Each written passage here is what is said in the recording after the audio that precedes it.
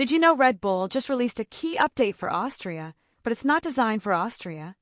This move could completely change Verstappen's future in F1, and not necessarily for the better. Before we continue, tell me in the comments, do you think Red Bull is making desperate decisions? What's really going on at the world champion team that could be pushing its star driver to the limit? In this video, we're going to analyze the new RB21 updates that Red Bull has brought to the 2025 Austrian GP. But beware, not everything is as rosy as it seems. For several seasons, Max Verstappen has been the pillar supporting Red Bull's dominance in Formula One.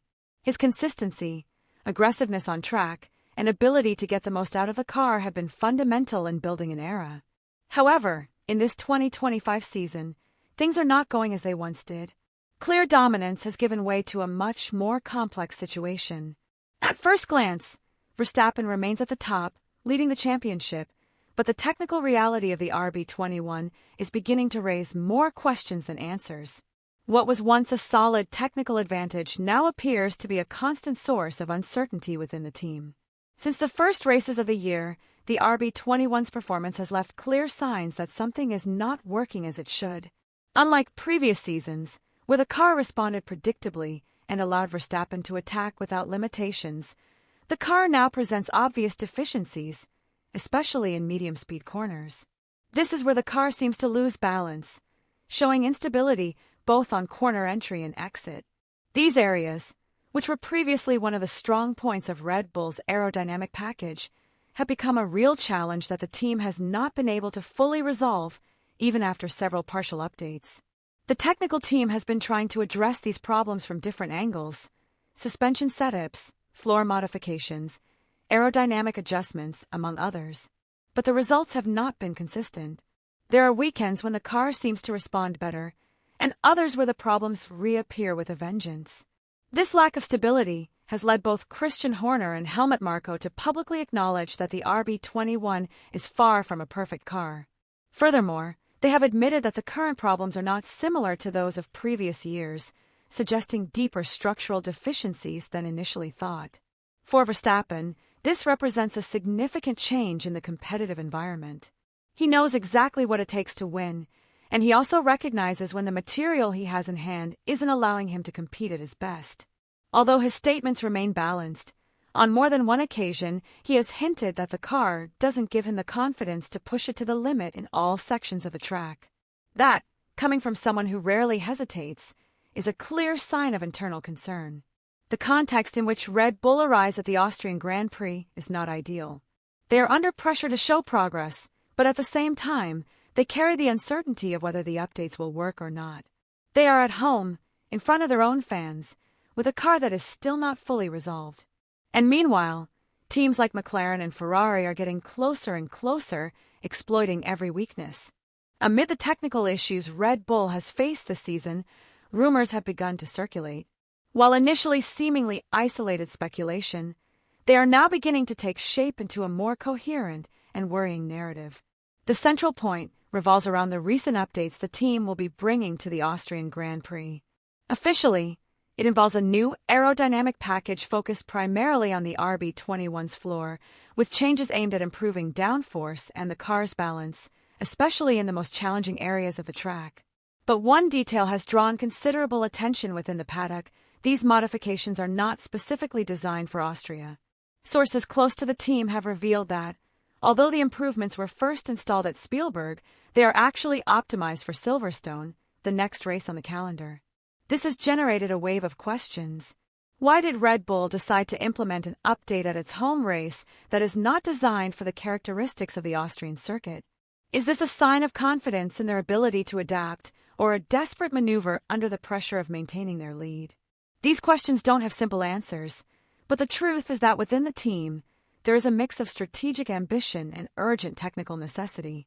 The focus of the new package is on the performance of the floor, one of the most complex and decisive components of the current generation of single-seaters.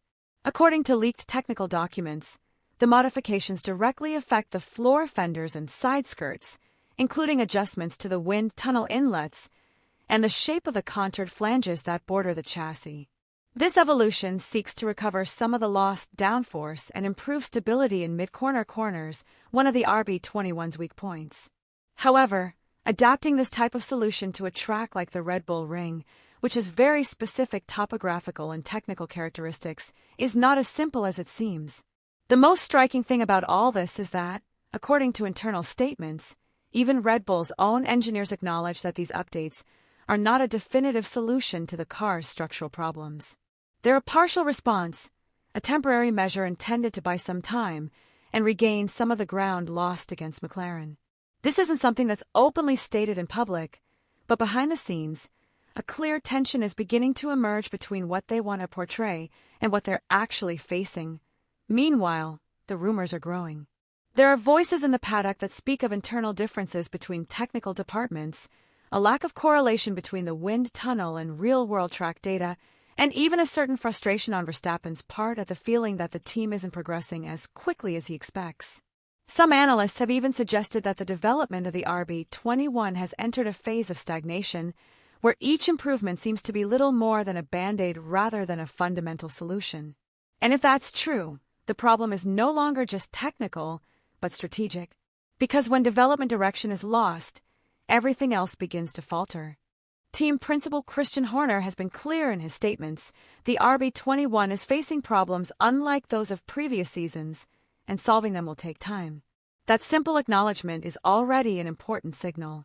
Red Bull, accustomed to dominance, is facing a phase in which it must not only compete against its rivals on the track, but also resolve a series of internal inconsistencies that affect the car's performance in real-world racing conditions.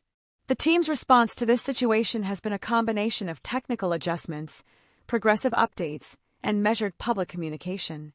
On the one hand, they are trying to maintain control of the media narrative.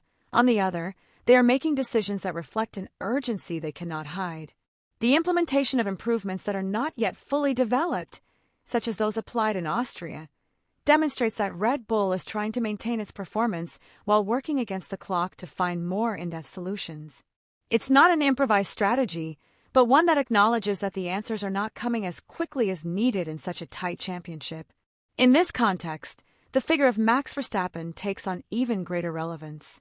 He is not only the lead driver, but also the reference point on which the team's technical strategy is built. And in 2025, Max has been more direct than ever. He has openly pointed out that the car is struggling with grip, that in certain sections it struggles on all four wheels, and that he cannot push the RB21 to the limit with the same confidence as in previous years. These are not destructive criticisms, but rather accurate diagnoses coming from someone who knows the car like no one else. Verstappen isn't attacking the team, but he isn't hiding his frustration either. This sincerity, although uncomfortable for Red Bull, is essential to understanding the magnitude of the challenge.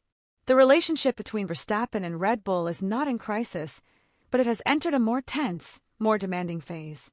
Max not only wants to win, he wants to do so with a car that is up to his level. He knows that if the problems aren't resolved soon, other teams will catch up and the lead he's built over the past few seasons will evaporate. For Red Bull, that means having to respond with actions, not promises. The pressure is real, and it comes from within. This internal tension is, ultimately, an inevitable consequence of success. When you've dominated for so long, any setback, no matter how small, is magnified. And what Red Bull is experiencing now is a real test. It's not just about improving the car for Austria or Silverstone. It's about proving that the team is still capable of innovating, correcting course, and keeping its key figure committed to the project for the long term. The technical decisions made by a team like Red Bull are not neutral. Every update, every adjustment, every new part installed on the car has a direct impact on the team's competitiveness and, by extension, on the emotional state of its drivers. The problem is that when these decisions don't produce the expected result, the effect can be devastating. The most obvious risk for Red Bull right now is that the new modifications, instead of solving the RB21's problems, end up revealing that the car has deeper structural limitations than previously thought. This would not only have consequences on the track, but would also affect team morale and the relationship between its key figures. One of the most immediate effects of ineffective development is a loss of confidence. And in a sport like Formula One, where precision is everything, trust between driver and machine is essential. In addition, there is a silent but dangerous consequence: the domino effect within the technical team. When the updates don't work, doubts, comparisons, and tensions between departments begin. The direction of development is questioned, wind tunnel decisions are reviewed, and opinions clash over how to interpret the data. In other words, an environment of uncertainty is created that makes decision-making even more difficult. This can lead to a vicious cycle in which, in an attempt to react quickly, hasty decisions are made that fail to address the true core of the problem. The truth is that Red Bull is at a key moment in the season. The decisions made now will not only define the team's performance in the upcoming races, but could also mark a turning point in the relationship with its star driver. The updates implemented in Austria may seem, at first glance, like yet another attempt to regain ground, but in reality they represent something much deeper: a race against time, against pressure, and against the possibility of losing control of a project that until recently seemed untouchable. Max Verstappen is at the center of this whole scenario. He doesn't need to adapt to the car needs to adapt to him. And if Red Bull can't restore the full confidence that has been key to its years of dominance, then internal stability will begin to crumble. Now the question is straightforward: are we seeing the beginning of a new era for Red Bull, or the beginning of its technical decline? Will this be the moment when other teams, like McLaren or Ferrari, take advantage of the uncertainty to destabilize the giant? And most importantly, will Verstappen continue to pursue this project if the answers don't come quickly? Let me know your thoughts in the comments. I want to know what you think. Is Red Bull about to lose control, or has it all figured out?